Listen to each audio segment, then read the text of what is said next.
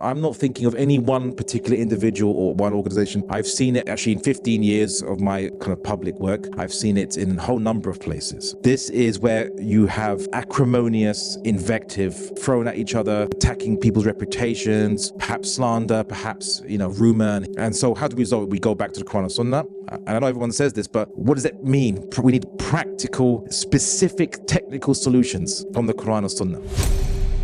Bismillah, alhamdulillah, welcome to our special guest, Abdullah al-Andalusi. This is our first time in person together. Yeah, alhamdulillah. I'm so used to seeing you through a screen. Exactly, same here. But I follow your work and I admire your work quite a bit. I also admire your demeanor in how you approach your work. I think you're a very fair-minded and balanced person. And it's just the accent, but it's right. Yeah, we assume neutrality in the British accent always. So, alhamdulillah. So I wanted to ask, in your opinion, what are some of the maybe obstacles, challenges that we face currently when in the English-speaking dawah, US, UK, Canada, and in your mind, how can we move forward? Yeah, so Bismillah ar-Rahman ar-Rahim, alhamdulillahi rabbil alameen, as-salatu was-salam ala Bickering, Muhammad wa ali tayyibin wa sahbihi salihin. So thank you for having me on. I guess, you're from United States of America, I'm from UK, so we met in neutral ground, which is Canada. Yeah. Right? So in essence, I don't live on the ground in the United States of America, and it's a big place. There are different Muslim communities in different areas. You've got those in Texas, you've got those in New York, you've got those in California that I visited. And each have got their own local dynamic going on. I've also seen the Muslim community in Canada, both west and east coast, and also obviously in the UK. In the UK, the Muslim community dynamic can be different just 2 hours away because it's a small island, but loads of Muslims. Sure. Alhamdulillah. So the general dynamic, which I see, is that in the UK, currently, Muslims have been feeling under siege by the British government, which has been very meddlesome in Muslim affairs and has implemented draconian laws since the quote-unquote war on terror, or should be called war of terror. And so in such a situation, the Muslims have kind of rallied around each other, have kind of dropped the rivalries, which are seen to be completely irrelevant in the face of much more present danger from the British government, which is we had recently a case in Birmingham where Muslim children were kind of taught books that were deemed to be pro-LGBTQ or promoting it as a morally equally valid lifestyle, which is something that the British government or the school system shouldn't actually be getting involved in, because they're not here to talk about moral equivalences. Right. They should be talking about just giving you education as to maths, physics, chemistry, PE, physical education. Anyway, so in the UK, it's about the da'wah to non-Muslims. It's about defending the Muslim community, collectively speaking, and our focus is generally, outward. The kind of rivalries that used to be the case, we haven't seen since the 90s, early 2000s, but that soon kind of withered away when Muslims realized there was only fools fight on a burning ship. Right. So just detail for us, because maybe there is some difference to the context. Obviously, in the U.S., we have the Patriot Act. We have, CVE, right? We have different sort of things. But what specifically changed post 9/11, post 7/7? That is an existential threat that is seen as a common cause to unite in the face of? What are the specific things that are going on? I mean, it's an interesting question, the difference in the general mentality between US Muslims and UK Muslims, somewhat subject to certain debates between analysts. I know the RAND Corporation published, I think it was Building Moderate Muslim Networks, and they themselves noticed this difference, that the Muslims of UK were more intractable and were harder to change or to pressure or to inculcate kind of liberal ideas amongst. As for US Muslims, I mean, I obviously won't make a blanket discussion on it, but the Iran Corporation seems to think that liberal ideas are more easily kind of pervasive amongst Muslims in the US, or they're more vulnerable to them. I don't know exactly why. The Rand Corporation proffers a hypothesis, which is that the Muslim migration to United States of America was mostly from middle-class backgrounds, whereas Muslim migration to UK was mostly from working-class backgrounds or rural backgrounds. And so this difference in mentality led to a difference in susceptibility to liberal ideas. That you could make the argument that in England we have a small island and everyone's all up in each other's faces. There's no there's no space to kind of, in a way, completely separate yourself and do your own thing. Whereas in the United States of America, a Muslim can, apart from going to their job, where they might meet non-Muslims, they could, and maybe their supermarket, they could quite happily exist driving their car around and going to the mosque and going to their house, going to the Muslim neighbors, and not really interact much with non-Muslims, i.e. not have non-Muslims impose upon them or feeling that they're being imposed upon by non-Muslims, pressuring them to adopt cultural norms, what have you. So they feel that there's a lot more leeway, and of course added to the fact that you have general comfort and success for Muslims in the US, where it's not unknown to have two cars, for example. Right. You don't have to be a millionaire to have two cars. In England, if you've got two cars, it's likely that you're approaching a millionaire, basically, because things are much more expensive down there. Certainly real estate is more expensive. American houses are much bigger than UK houses, just across the board. So what to make of that? Does that play effect? Is it hard to hate the system that feeds you so well and gives you a nice big house and two cars? Is it or is it the case that US Muslims are just because they came from a different economic bracket or background, or this is something which is a matter of discussion. I couldn't answer the question, why there might be a different mentality and what that difference is, because you might find very stalwart Muslims in the US who are not compromising. Yeah. My question was a little bit different, though. It was about actually from the government end, right? Sure. Like, what are the differences between what the governments of the United States and Britain are doing to their Muslims? Like, for us, I'm more familiar. I know that you guys have Prevent, right? I think that the LGBTQ curriculum in the UK is much more invasive, from what I understand, because with us, at least, we have differences from state to state. So you have some states where it's no worries, and then you have other states where it's very, very heavy-handed. So as far as government surveillance, as far as people getting thrown in jail, as far as ideological imposition, right. That's more my concern, like because this is what Muslims are coming together, sort of, and burying the hatchet, right, burying their differences in the face of, right. So, what are the specific things that are going on in the UK and do you have any sense of comparatively with what's going on in the US? Like, is it a bit worse, would you say, the pressure from the government, or is it a bit less that pushed this sort of at least attempt of unity?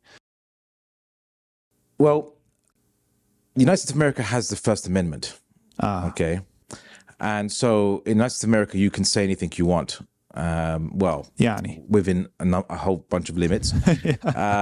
But, like, obscenity actually isn't protected under the First Amendment. So if a judge deems what you say to be, or what you've communicated in some way, shape, or form to be obscene, right, which depends on the local community's definition of that. You're not you're not protected against some kind of prosecution or civil suit. In the UK, of course, there's much more restrictions on speech, not just bans on expressing racial hatred, but also expressing hatred against LGBT people. And now you can criticize, I suppose, the ideas of LGBTQ ideologies which equate such practice or lifestyles to be morally equal to heterosexual lifestyles, or heteronormativity, as they would call it. But there's a bit more. And that bit, which is that, for example, even if you would be arguing let's say if you argue in defense of a prescribed group, a group which has been deemed to be a terrorist group, or what's called a prescribed group, that's illegal. Not that you're encouraging people to kill people, not that you're encouraging people to even join up the group, but if what you're saying is interpreted by a court and of course the Crown Prosecution Service to be supporting that group, that itself is a terror offence in the UK, which is very unclear. Of course, in the UK, there was the case of, I think it was a Muslim who wrote on his Facebook, all British soldiers should die and go to hell. He just said they should die and go to hell. He didn't say kill them. He just said they should die and go to hell. And they couldn't prosecute him exactly under encouraging violence or terrorism, presumably because it was written in such a form as they should just drop dead, I suppose.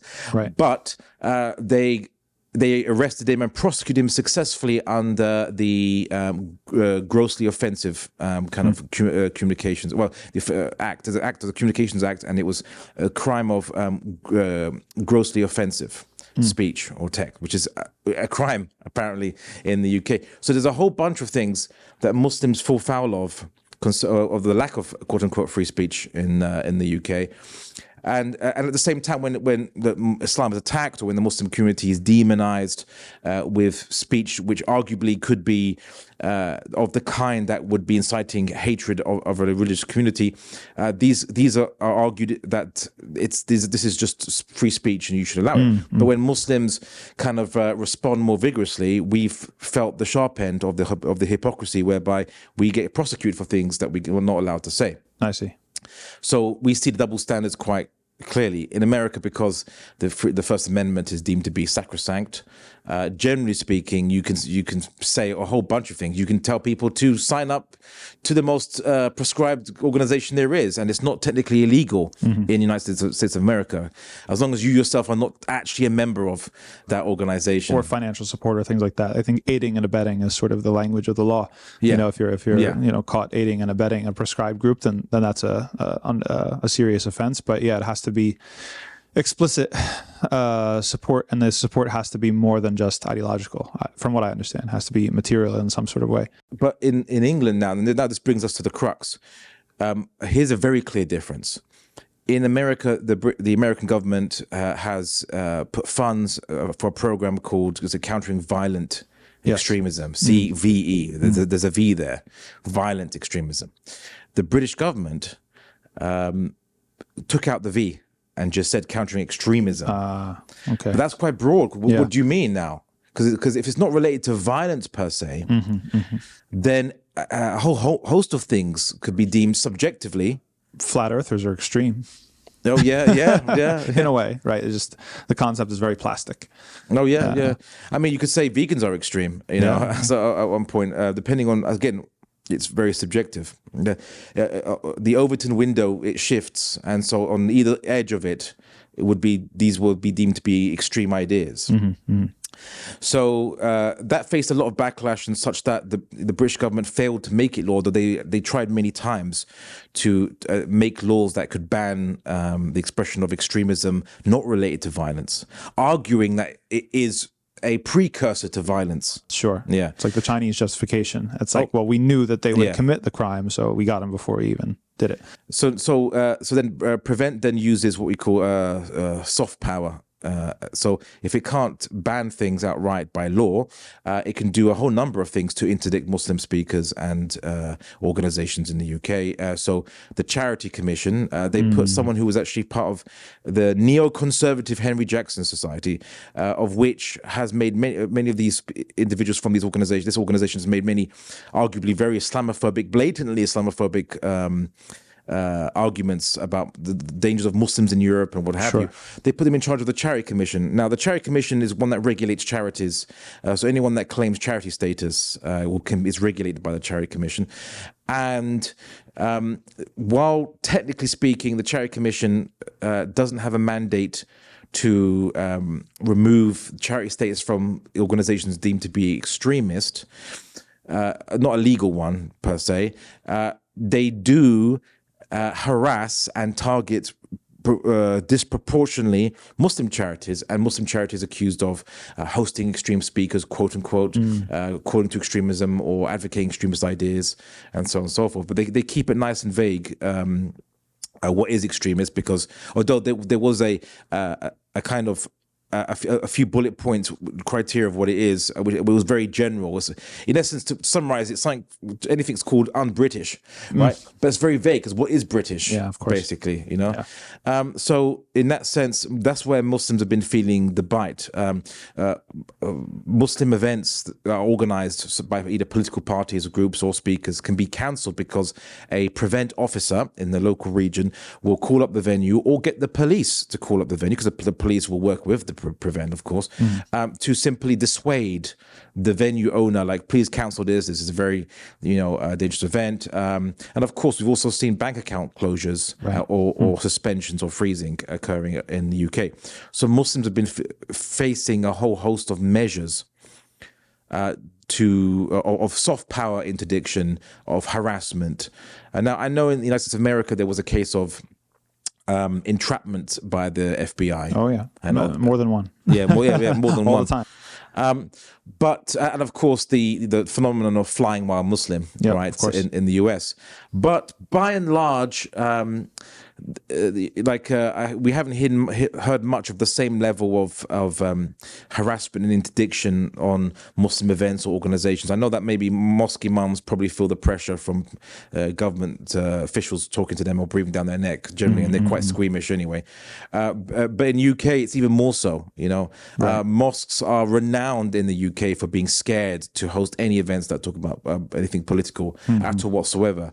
Also because mosques have charity status too. I was going to ask that. Okay, so I see. Okay, interesting. Okay, so so that leaves us in a terrain where we're saying that British Muslims might feel the teeth of the law a little bit more, or at least now, because I think maybe immediately after 9/11 there was a peak, and then around 2015 when Daesh came on the scene there was also another peak. And I think in the United States it was more the situation of some cases, some people being made examples of, and then sort of the message was sent. But we're saying that perhaps British Muslims are feeling more pressure on average, and so this has sort of caused them to attempt to squash the differences between them. Has that been successful? What does that look like? And are there obstacles that are stopping that from happening in the way that maybe it should? Well, I mean, I've seen kind of Sufis, Salafis, Hizb ut-Tahriris, Tabligis, all these individuals that would have arguments and fights back in the day share panels with each other. Okay. And also behind the scenes there are talking shops between discussions, shura, between them behind the scenes that most people don't see, that I have a window into, where Muslims try to coordinate campaigns, coordinate pushback against the latest British government harassment. There's things I forgot to mention, obviously like the Trojan horse scandal, which was concocted. It was widely believed, quite strong evidence for, you could say, that it was a concocted scandal by the government to clamp down on Muslims kind of influencing their own education of their kids in school. By claiming that there's extremism being taught in schools and schools being taken over by extremists, right, which was false. But many Muslim teachers lost their jobs from that. So, as I said, Muslims in the UK, we just realized eventually that there's no point fighting in a burning house. Is the correct kind of saying, and just to work together. Now you might get the odd Muslim here and there on Twitter, what have you, that will be making arguments and sectarian points now and again, but generally speaking, some of the more heavy hitters or the bigger names don't get involved in that. I see. In sectarian, internecine fighting and bickering. I see. Because I think a lot of people's experience and sense of, especially the online sphere, is that it's quite oppositional and it's quite sectarian. What's the way forward? Like, what do we do? How do we? Would you say that the British situation is sort of a model, like that there has been enough success when it comes to unification and collaboration, that is something that, let's say, Canadian and American Muslims should be patterning themselves off of? And then what are the obstacles? What's standing in our way from having that actually happening? Okay, so something I've been trying to champion in Canada and maybe to a lesser extent in the United States of America, is having seen what Muslims went through in the UK and what it took for them to learn their lessons and mature, and realize that, look, we can still disagree and we can still express disagreement on the furu' of Aqidah and on discussions of manhaj and what have you, but we don't have to denounce, cut each other off, separate from each other, or leave each other to the wolves. Or engage in slander or attacks, or trying to grab followers from each other, like that child's game, Hungry Hippos. You know the Hungry Hippos, where you press on these little plastic hippo things, and the mouth jumps to go and grab like the food pellets in the middle of the game, as for kids, and each one has to compete with each other, just trying to hit the hippos to grab as many as it could. And that was, in essence, I think, something I see in Canada, maybe the US to a lesser extent. I have no idea about the US exactly concerning its reality. But when I went to many places in Canada, for example, I saw there was fighting and bickering between different organizations. It was especially in small towns or cities which are more isolated. There's a pool of Muslims, and everyone's fighting for their market share in Muslim adherence to their programs, to their courses, and so on and so forth. And it was ridiculous, because if your organization is doing something good, then you should rely on the merits of what you're offering to bring people in. Bring people in through quality. And as the Quran says, for us to compete in the good. So, as Muslims, we should be competing with each other, but not by undermining each other or attacking each other, but saying, okay, you're doing something good, that's going to encourage me to excel and improve and do something better. And then that will then encourage you to excel and do something better. And then we mutually help each other to excel and improve, which is, subhanAllah, is a great, beautiful hikmah. Instead of actually undermining each other and attacking each other and viewing each other as rivals. And in the UK now, because Muslims are collaborating across different organizations, it's kind of somewhat irrelevant then which organization has how many adherents, or which people subscribe to who, because we all work together anyway, And I think that's the hidden secret, is that if we're all going to work together anyway, then it doesn't matter who has which market share of what have you.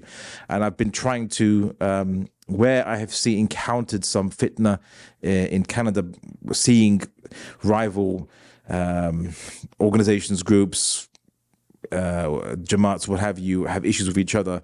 I've been trying to counsel them on the UK experience and say, look, in about maybe 10, 15, 20 years, you're going to probably realize this anyway. How about we cut all the pain out and just learn from the experience of Muslims that did learn the hard way, basically. Mm-hmm. Have people been receptive to that in your experience? I'd like to say yes. I mean, look, there are many organizations that are, you might call, ecumenical. They look at the bigger picture. They look at the ummah, and they have a positive attitude, and they collaborate, and they even invite other people to go to other people's courses and other people's services. Say, not just us, but you also look at our fellow brothers here. They're doing some good work. So they do. There is such organizations in Canada. I'll name one because I was particularly impressed with them. I3. They've always been trying to collaborate with others and encourage people to do work with any other organizations for the common good when there is good to be done. But there's still a lot more work to be done in the Canadian sphere, and I'm not too sure. As I said, I don't have much knowledge about the US sphere, and I don't like to talk about things I don't have knowledge about. But if I'm just judging the US, I could only judge by the online chatter that we see coming from the US, the smoke coming from the of the horizon. And I mean, okay, there's issues, it would seem. There's obviously there are disputes and arguments amongst American Muslims. I think a lot of those tensions are due to the rise of left-wing thought and influence amongst Muslims in the US, and the tensions between those who are trying to oppose it and having difference of opinion between each other as to how to oppose it. Sure. As well. I think that's just my speculation. I could be wrong. Sure, definitely.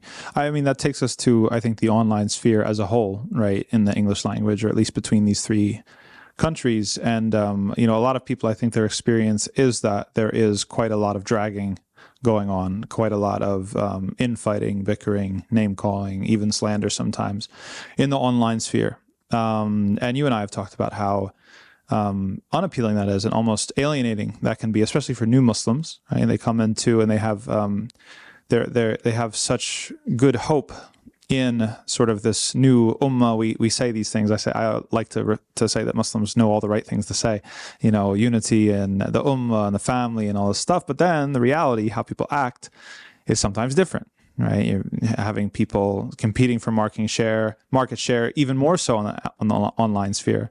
You know, accusing each other of bid'ah, accusing each other of, you know, the culture wars is another sort of, you know, delineation. You're a simp. No, you're right, or something like this. We've got nice names. We call each other.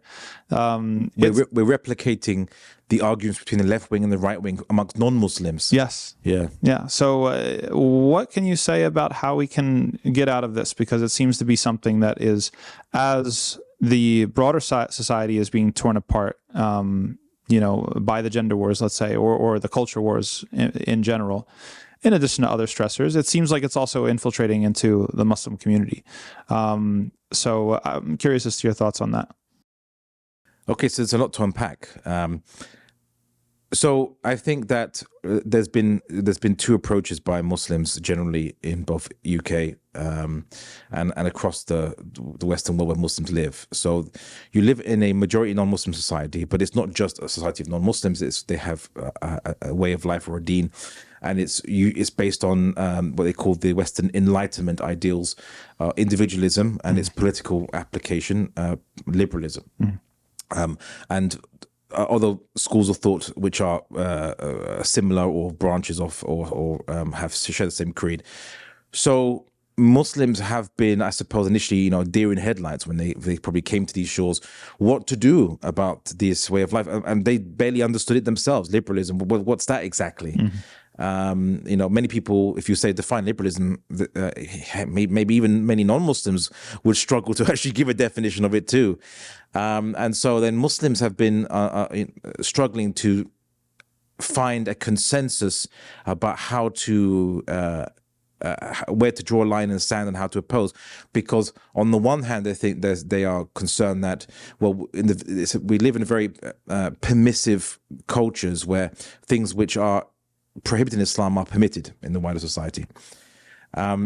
So if you appear to be too stern or too restrictive, or activate the haram police button, you know, at the drop of a hat, people might be, there's a concern that people might be pushed away from you, that you get viewed to be caustic and abrasive and generally unwelcoming. But then on the other side of that, there's the concern that not calling out what we need to call out amongst, not denouncing the liberal ideology and those who follow it, and warning Muslims, including Muslims who might inadvertently have adopted that ideas, because we're raised in that society just by a type of osmosis. You could say that many of us have inculcated the, liberal ideas just because we were born in liberal society, watching TV when we were young, coming from such backgrounds, especially for reverts. So many argue that we have to be stern on and write refutations and be bold and also then be unapologetic about the Sharia and you know the hikmah of Islam. Whereas the camp that is obviously don't be too stern might want to shy away from areas of conflict.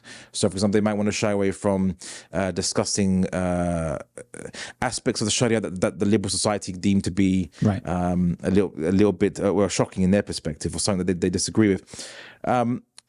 Now, there are tactics and there are means, and like you also have it on the extreme. You have, for example, Anjem Choudhury, who in the UK, who actually Muslims disliked in the UK, even though Muslims were very open about defending Islam and talking about those things. Because Anjem Choudhury would basically not really explain the hikmah of Islam, but he would just simply say the most inflammatory things deliberately to make the wider population angry. And the right-wing newspapers loved him, and the news outlets, they loved him. They gave him so much airtime. He took they even helped them take great pictures of him outside Big Ben. Yeah, we'll take it over, and all this kind of stuff. Yeah. So you have that, and of course the other extreme was Majid Nawaz, who kind of was used as a puppet for Prevent, and was advocating liberalism and a reformation, or what we call defamation, of Islam. So what I would say is that what Muslims faced in the West concerning both not being too stern and pushing people away, and there are certain wisdoms in applying attack, not always being stern and serious with people in a way that makes them want to run away from you in terms of interpersonal charisma, interpersonal, being sociable. But at the same time, there's something to be saying to make things clear. Mm-hmm. So how do you now balance all these things together, is a question that Muslims are grappling with. Yeah. I think in the United States of America, that is a question. So I think how to deal with this, and what we need to deal with is we need to stop Muslims from, because many Muslims, I think, are honestly just don't know what to do in such a circumstance. Mm-hmm. And they might get attacked by either side. Mm-hmm. Of these, let's say, perspectives, for either compromising or for being unwise. And what we need is to educate Muslims. We need to help Muslims to find that balancing act of both hikmah, but mm-hmm. not compromising at the same time, but also to stop Muslims how should I say, advising each other in ways which are unhelpful, and by publicly attacking each other, mm-hmm. And using tactics which are not helpful and actually might be breaches of adab, like for example, derogatory name calling, mm-hmm. Or misrepresentation, or speculating with people's motivations. Mm-hmm. Although that happens across the board generally. These things kind of destroy any prospect of Muslims having a reasoned internal conversation that would help us reach a mature ijma, you could say. No, that's very significant, especially I think with the online sphere. I think there's something of a slip of standards, right? Instead of some sort of structure such as a masjid, which they're very, very imperfect institutions, but there's a sort of process by which there's credentials, and you get to a certain station through something, we can critique that as well. But the point is that there's a slip even for that in the online sphere, in which anybody with a webcam, can now get on, say things, blast people, whatever. And it could be great entertainment, right? It could be great entertainment and get very, very popular. So how do we, this is something that I've had discussions with other imams in the States. How do we institute standards among ourselves? Because I completely agree. I think that we're getting in our own way and holding ourselves back from actually resolving some of these issues. Like, the point is not to make anyone feel better or pat anyone on the back or let anyone get away with anything. The point that I always come back to is the concept of loyalty that I believe Muslims have to each other. And loyalty begins with wanting guidance for the other one and wanting the other's redemption. That's something I take axiomatically. So if we want to conspire in bir, right, conspire in goodness and in goodwill towards each other, to try to maximize the likelihood that people are going to be redeemed and guided and resolve these sorts of issues, how do we reassert standards or change the conversation or take people by the hand and demonstrate that there's perhaps a better way to be doing this? Well, so let's be clear about our aims. If given enough time, if Muslims have a productive internal discussion, they can eventually reach the conclusions they need to reach that would maximize both maintaining a non-compromising stance, but also maintaining hikmah in how you convey. Now, but that can only happen when Muslims are free to have a safe conversation with each other, mature and respectful, and with loving intent. Things that disrupt that kind of hold up this process of reaching this ijma that we want them to reach. And this is where you have acrimonious invective thrown at each other, attacking people's reputations, perhaps slander, perhaps rumor and hearsay. And again, I'm not thinking of any one particular individual or one organization. I've seen it multiple in 15 years of my kind of public work. I've seen it in a whole number of places, even in the UK, too. So we need to resolve that. And so how do we resolve it? We go back to the Quran and Sunnah. And I know everyone says this, but what does it mean? We need practical, specific, technical solutions from the Quran and Sunnah. So the Quran gives us, Quran and Sunnah gives us basically two things of use relevant to this matter. One, we have a code of conduct. We have adab and akhlaq. It doesn't mean anything to anybody. It's not like subjective. There is objective things that we agree on. So, for example, everyone would agree that you shouldn't insult each other's mothers. Everyone agrees that you shouldn't lie about someone's what they're doing. Everyone agrees that you shouldn't speculate or with no evidence about someone negatively. Everyone agrees that husn al-dhan is a thing, that you should assume the best from your brother and sister unless you have clear evidence otherwise. So these are all things that we agree on. As much as Muslims have aqeedah debates or they debate politics, they agree on the Sharia aspects of adab, akhlaq, and even the political aspects of the political laws of Islam. We have so much agreement on that, more than any other religion or ideology could ever claim to do. So why not then use that, implement that? Because if we don't, Muslims are going to see Muslims attacking each other online, being rude, being immature, accusing each other. And it not only demoralizes them, but it makes them question the practicability of Islam itself. And maybe, to an extent, whether Islam is actually a true way of life from the Creator. Because surely, if the Creator gives us a way of life, it must be very practicable. Yeah. So if they don't know how Islam can be practiced, it could cause them to have doubts, as well as the demoralization is that when they see that the Muslim thought leaders, whether you call them scholars or du'at or whoever, thought leaders, if they're not benefited by Islam, then how can Islam give benefit to the ummah? If they themselves have more knowledge and it doesn't benefit them, right? How does Islam benefit the ummah then, who have less knowledge, presumably? So the first is that we have a code of conduct that is defined, and to realize that we share this code of conduct. We all actually agree. The second is the Quran tells us that if there's two sides disputing, to refer to a third-party judge who will judge by the Quran and Sunnah. So what we need, and of course there's another verse you want to bring about like people not believing rumors and things, but if they had referred it to the authorities who could do the correct investigation. Now, of course, we don't have an Islamic political authority in existence today. If we did, this would be much more simpler. But what we can do as an ummah is we can attempt to institute an impartial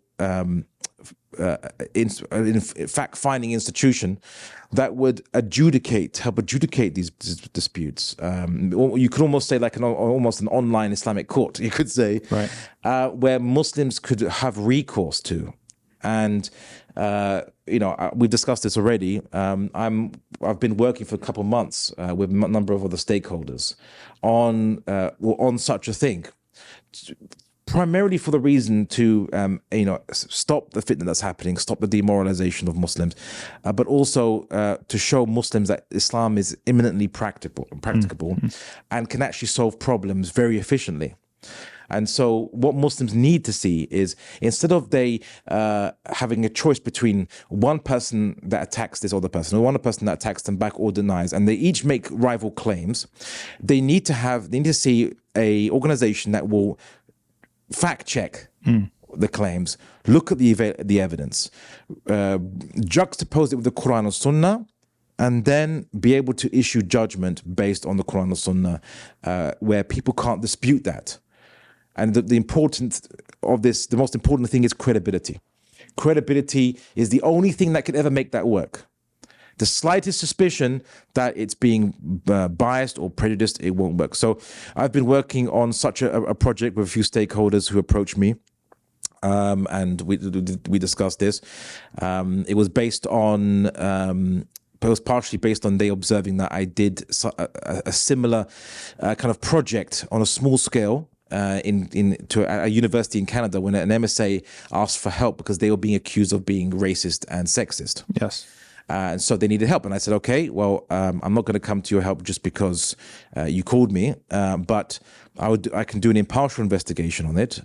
But my conditions are that if I discover that you have been racist and sexist, you must apologize for it and own up.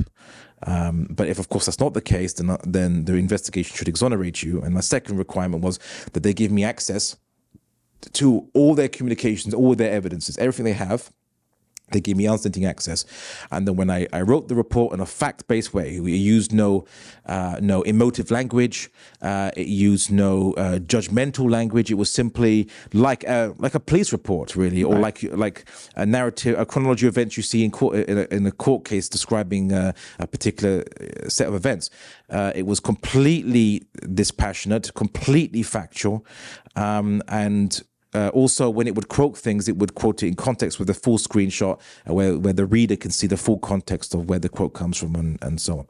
So when I published that, and what turned out that was the MSA actually weren't racist and sexist. It was left-wing Muslims at the university were using the accusation of racism and sexism as a weapon to argue for various left-wing ideologies, which the MSA were kind of blocking or were resistant to. So because of the success of that report, it actually was 380 pages. Wow. But the success of it was that no one could deny what the report revealed, because it was factual. It was just, this is what happened, and here's the quote, and here's the full quote in context. It couldn't be disputed. And of course, when the report didn't just list the events, but it said, okay, the student said, use this term of intersectionality, or they use this term on white fragility, or what have you. This comes from this thinker, this book. This comes from this ideology here, and I linked it, and then I juxtaposed it with the Quran and Sunnah, such that again it revealed both what motivated these left-wing students, where they got their ideas from, these specific books and thinkers, which some of them even mentioned by name themselves, and then what ideologies these books and thinkers are kind of part of, or which stream they come from, and then how these things contradict clear-cut hadith and Quranic ayah, such that again no one could argue against it, no one could dispute it. So in light of that, I was approached in essence saying, well, that works so well with such a small thing concerning an MSA. Could that be replicated to resolve disputes between public figures and speakers? And so we looked into it, and I kind of saw that, well, actually, in many cases, it's actually easier. But in other cases where there's an accusation that, this person or this organization is liberal, or this organization is Marxist, or this organization, what have you, that's also something I have now experienced in investigating. And I could objectively assess that, whether this, if this organization has been consciously involved in certain ideological proselytization, on things which are obviously from ideologies which are not Islamic. So we kind of came up with the idea. Was to call it Hisba, because, as you know, Hisba just means accounting, from Yom Hisab, Hisab, which is just Hisab is for accounting, and it's to hold people to account. Now, like, okay, you can't punish people and under ta'ziyah punishments or send them to the... Sure. It's not judicial, but it's more like arbitration, you could say. Yes. Its aim will be two things. One, to clear up for the public the disputes they're seeing so they can see, okay, here's factually the case. And that was also inspired by these fact-checking organizations and institutions that they have fact-checking websites where if some false news has been reported, they usually dispel these false news, or this is actually a rumor, or there's no evidence for this is what really happened, or this image doesn't come from this event, but it came from actually 10 years ago and it's been reused. So Muslims need that. Yes. Yeah. And they also need to see how the adab and akhlaq of Islam is practically applied. So how can we say objectively that speaker has crossed the limits of adab and akhlaq? And that's very, very important. Because right now it's very impressionistic and very subjective, right? Yeah. Like, in fact, just look in the comments of any spicy video and you'll see people going back. We say, oh, so-and-so played the adab card, right? And then people respond, oh, no. And then it never really ends in any sort of thing conclusive. So it seems like this would add some authority and some conclusion to those sorts of maneuverings, rather than being weaponized basically just to punish and prove that your side is right. It's actually going to be impartial. And I think from what we discussed this a little bit offline, it also gives a chance for redemption, which I believe, the Sharia is very much, compared to Western law, let's say, much more structurally interested in redemption than Western law. So there are sort of opportunities for the person who maybe did step out of bounds to turn back and to redeem themselves in public in honorable ways. So maybe you can walk us through sort of how this would work, or a test case, silly example or something like that, to make it clear to people. Sure.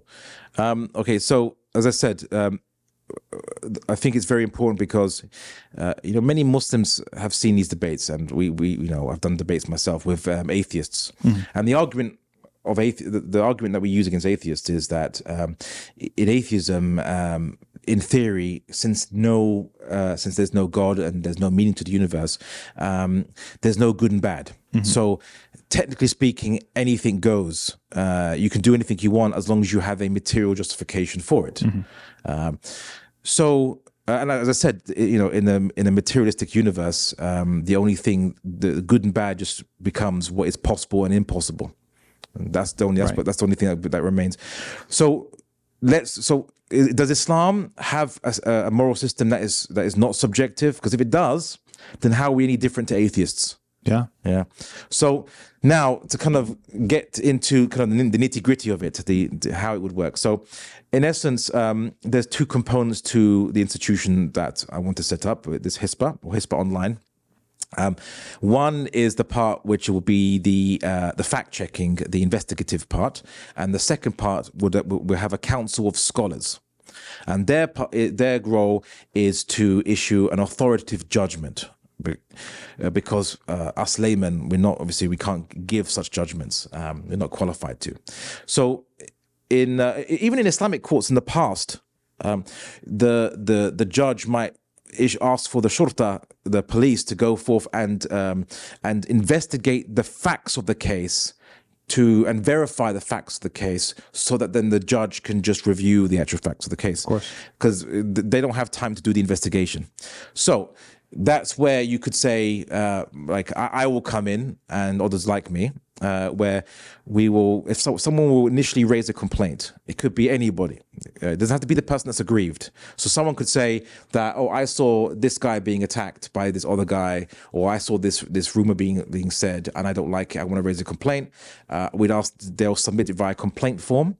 So we triage it, see is it something that is valid. If someone just says, I think this guy's wearing a funny hat, I don't like it. It's like, well, that's not really an issue. But if someone says, well, this person has, let's say, called someone, a donkey. Okay, well, that's something then, and there's screenshots and things. Okay, well, that can be investigated.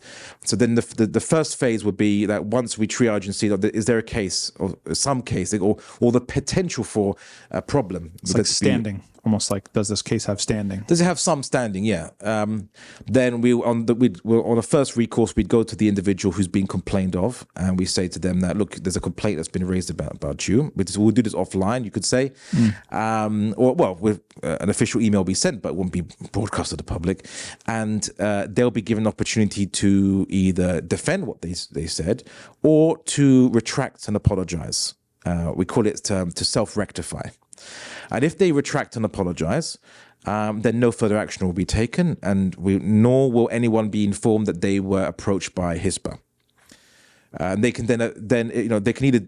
ideally they should do so out of sincerity, but for those people who might just want to, who are maybe not so sincere, or they have other motivations, competing motivations, it gives them a chance to save face. If they say, no, I will stand by what I said or what I did, and it's only things that they've said or did intentionally in public, not what they did in private. People's private lives are not within the remit of Hisba. It's not subject to investigation. What Allah conceals, it is no one's job to reveal. So if they defend what they did, we'll move on to a full-on investigation. We'll go to all their public accounts and everything they've and all records of their public accounts, whether it's on archive.com or something like this, and we'll see with what they said. And then we'll compile a report, just be a fact-based report. On this date, this person said this. On this date, they said that. Screenshot will be included, the full screenshot in context. On this video, they said X, Y, and Z, maybe a transcript, and so on and so forth. And then once all the facts are gathered, we'll bring some Quran and ahadith which might seem to demonstrate a contradiction between their actions and what the Quran and Sunnah commands, and then will be presented to the individual and said, firstly, are all the facts accurate? Is there anything missing? Has anything been misconstrued or misrepresented? You can amend all that now, right? So are you happy that this report is a accurate depiction of the facts? Say yes, okay, I have no argument with it. Okay. Do you have a response to these Quranic verses or ahadith? Do you know of a scholar's exception that you are following? Do you say, well, I believe that you can mock the Ahl Bidah, and I think that these people are Ahl Bidah. I say, okay, mock, but what do you mean by mock? And show me the fatwa that you're following. And in this case, for example, there's no permission to insult the individual per se, but you can use a reductio ad absurdum where you show the absurdity or the absurd conclusion of the other person's argument. So that's fine. Mm-hmm. But to attack the individuals ad hominem, is that allowed? So then, if they insist that it is, then they say, all right, then we have to take it to the scholars, and the scholars will assess both your claim that you're following this fatwa, and they will have knowledge greater than ourselves about niche fatwas and ikhtilaf, and they can bring that in and issue judgment. But before we go to the scholars, we say, look, once we've got these facts, and it does look like it could contradict this Quran and Sunnah that we've brought, do you want to apologize? A second time we'll offer, do you want to apologize yourself? If you do so, no further action will be taken. No one will know that we approached you, and you can either do it because you're now convinced of the error of your ways, or you want to save face. That's up to your heart. We won't look into what motivates you, but for either way, do you want to apologize now to the public? Own up to what you did, say it was wrong, apologize for it, or to the individual that was involved in it if you attack someone. And if they say yes, well and good. If they say no, then it progresses to the scholars. Then it will be referred to the scholars for judgment.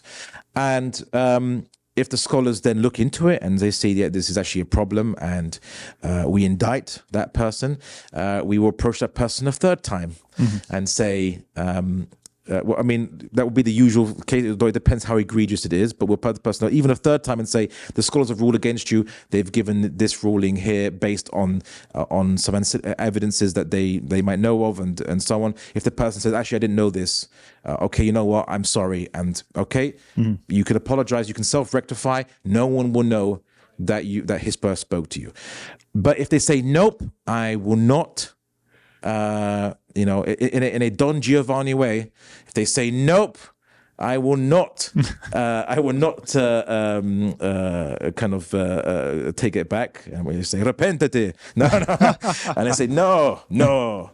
Okay, and if they don't, then the report, all the facts that were gathered, the Quranic verses and the Ahadith, and the scholars' verdict will all be published online for everyone to see.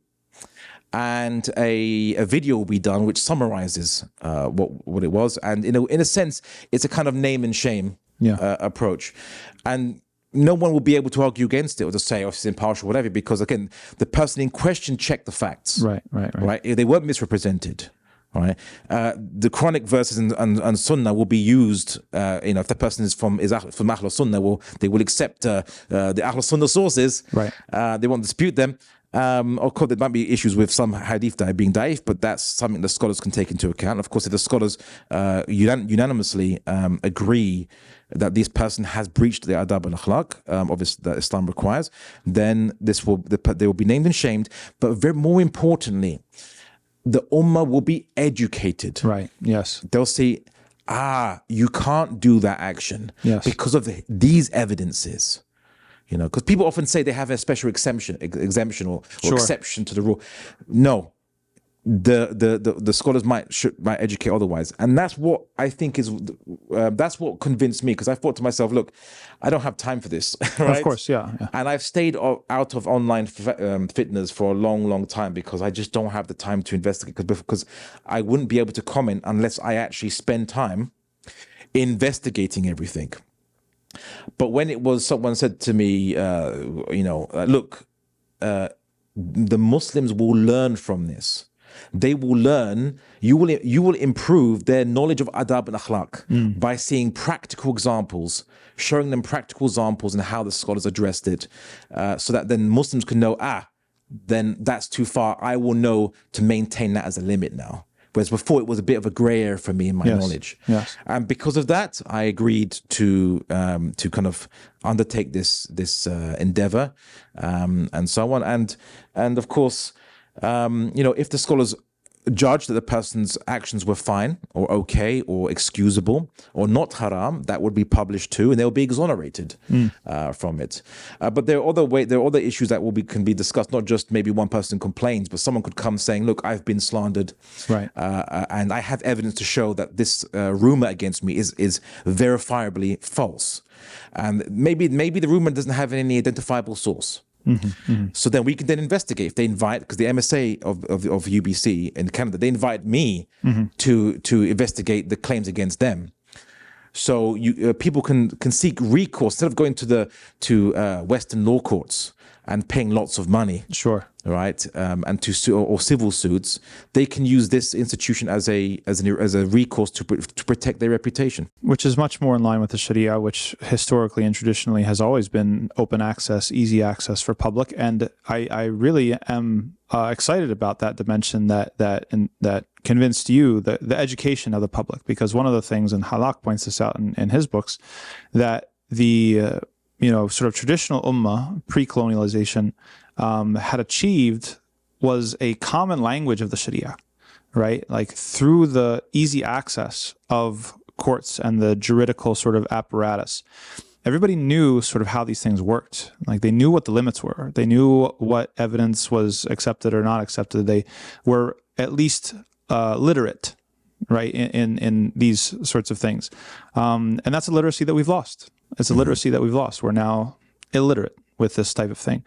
I think it's a brilliant idea. And it demonstrates not just a familiarity with qada, which I notice, from someone who studied in Sharia, and the processes and almost the almost boring methodical nature of a qadi, but I also notice that that, as we said, it has that redemptive dimension. It's very transparent, and it just is profoundly fair. I'm not sure if you're familiar with the notorious FACE. It's an organization that attempted to investigate supposedly predatory behavior from imams. And I remember hearing complaints. I haven't done a thorough investigation of it, but I remember hearing complaints that people wouldn't learn that they were under investigation until the whole thing was done. Now you tell me how profoundly. It just goes to show, we've been talking a lot this week together in Canada about activism and the importance of rooting activism in the Sharia, rooting activism in Islam. We're not taking secular frameworks. We're not taking ideological frameworks as our basis, slapping some Islamic language on it and calling it Islamic. No, that actually is going to ruin us, right? So if we're going to investigate anybody, it has to be according to the Sharia. Right? It has to be according to the Sharia norms. It can't be a witch hunt. It can't be something that's inspired from the Me Too movement or Believe Every Woman or these sorts of slogans that get thrown around that just don't. They completely contradict. To be frank, they completely contradict the Sharia. And we have these things on the books. It's very easy for anybody with basic, training to be able to access this literature, the qada literature, the procedures, conflicts of interest, right? How to avoid conflicts of interest. We have loads and loads of literature about when the qadi shouldn't judge, when he's hungry, when he's angry, when, if he has a commercial interest, if he has, how the qadi should behave, that he shouldn't accept a gift. Right? Even there's some of the ulama, they have a blanket prohibition about qada accepting gifts from anybody in their village, because then what happens when it's time for arbitration? You're going to feel a different sort of way. So the Sharia is just profoundly fair and profoundly meticulous, and I really see that in how you and the other stakeholders have kind of approached this thing. And I wish you success. And I really hope that Allah puts barakah in this, because I do feel that it's a much needed thing. Go ahead. You mentioned actually about conflicts of interest. So there's yes, I was there's perhaps a question that the audience watching this right now would ask, which is, how do you stop biased judges? Yes. So there's two things, two elements that we're implementing. One is the council of judges are going to be multi-denominational. All right, so they're going to come from different manhajes and jamaats and halakas across the board, and from multiple countries. Any judge that has any affiliation with anyone who's being investigated, or whether they have an animus against them, a personal animus, like they've been attacked by that person before, they don't like that person, or they are the person being investigated, they are sympathetic to, they have a degree of sympathy to, they are to be recused. They are to be, as in, removed from the council for that particular case.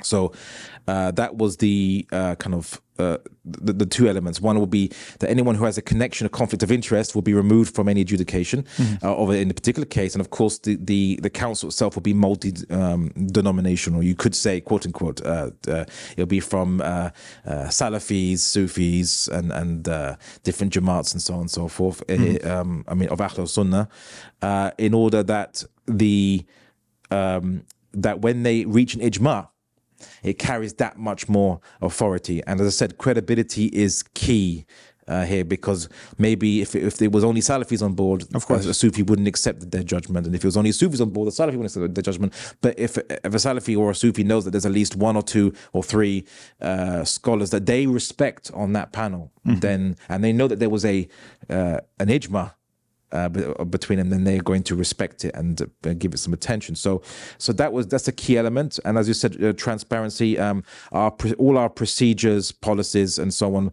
will be published online. So in theory, you could replace me with anyone else, and as long as they follow those procedures, you'd come with the exact same outcome. So if someone raises a complaint about myself or anything I publicly say, there will be someone that will be investigating me using the same methodology, and I'll be given the same treatment as anyone else would be. And also, it's also the complaint procedures is first come, first serve. So although with some, you could say, an algorithm of some kind, like for example, if one individual has complained with, the first 500 complaints, and there's that one individual's being complained with the first 200 of them, but there are then the rest is all a mix. We say, okay, we can't just spend the next 100 or 200 complaints just as one guy.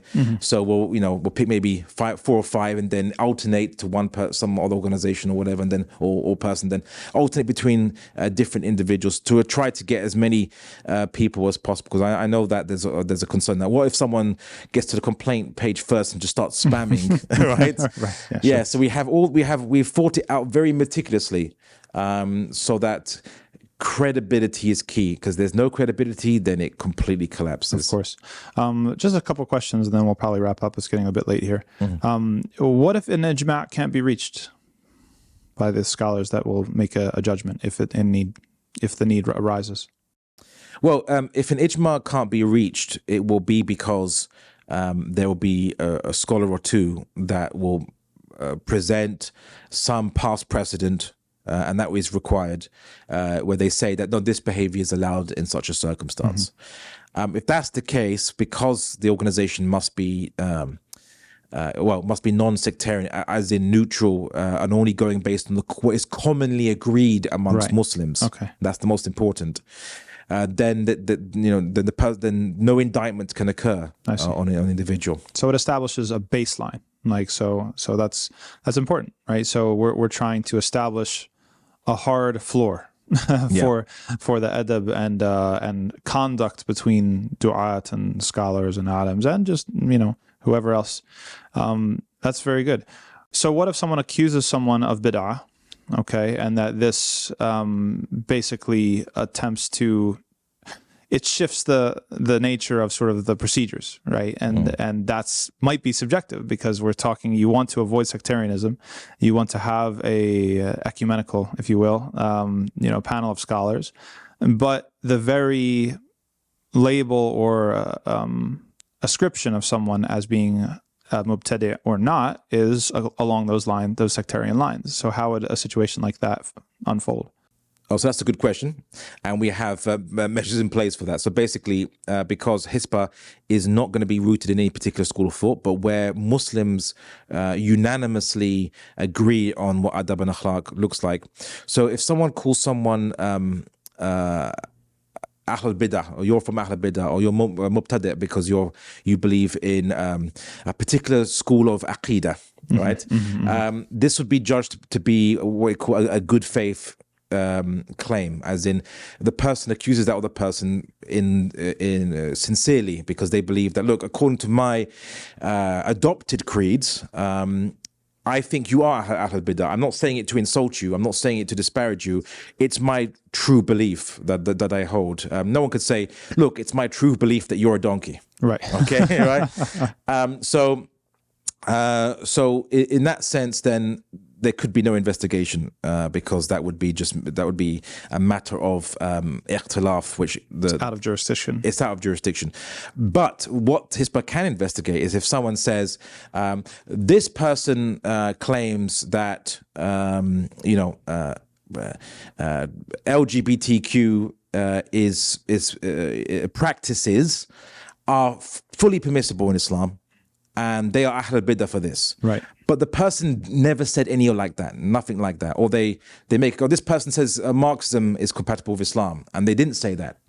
Then what Hisbah can investigate is that the factual part of the claim, which is that, well, if the person didn't say that Marxism is compatible with Islam, then that's false. And so, because you called them Ahl Bidah based on that allegation, both your allegation and your description of that person as Ahl Bidah are both false, which you must retract. And that's how we'd approach it. I see. Is there any space for something like a class action suit? Like you brought up a situation where someone could have 500 complaints about one person, and sometimes before we've seen situations where perhaps there wasn't enough evidence to corroborate one single complaint, but if you start to see a pattern of complaints from different sources, that might legally mean something different. Is there anything that you've thought about along those lines? Well, I mean, like if an individual action they do is not a breach of adab al-akhlaq per se, then just because he does it 10 times, 100 times, 1,000 times doesn't make it egregious, although it depends on the nature of the fiqh and what have you, but then that would require all the scholars to agree, right? Sure. However, there is one issue that people often ask, which is in Islam, if you mean well for a brother or a sister, you advise them privately. Right. And you get them to correct their own behavior without going in public, because they might be more resistant to correcting themselves if you go public first, which is the reason why Hisba actually gives people at least 2 to 3 chances to self-rectify and to apologize without and save face. So some Muslims might say, well, I'm going to invoke the forbiddance of munkar and according to ma'ruf, and that because that person said something I find objectionable in public, I'm going to respond to that person in public. Now, is that technically haram if it is indeed correct that that person did say something that is objectively objectionable? Well, no, it's not haram per se, but there's a preference, you could say. You could argue that it's mandub, it's recommendable and more pleasing to Allah subhanahu wa ta'ala that you approach the individual that you find objectionable, what they've said first, privately, get them to rectify themselves privately, and if they don't, then going publicly. Now, in that situation where there might be an individual Muslim who says that, look, I'm calling to the good and forbidding evil because I want to worship Allah subhanahu wa ta'ala and I want to attain his pleasure, but I'm not going to pick the option that does the same thing in effect but attains more of his pleasure. Right. No, I'm going to just go straight to public attacks and not even going to ask them privately, to advise them privately. I mean, what can be noted is that it can be made public that this individual does that, and where they could have taken a recourse that is more pleasing to Allah. I see. So we're saying that the conclusion that might be drawn, right, from the organization, from Hisba, might not always be so clear cut, black and white, as to this should have been this is a clear breach, right, and or that this person's completely exonerated.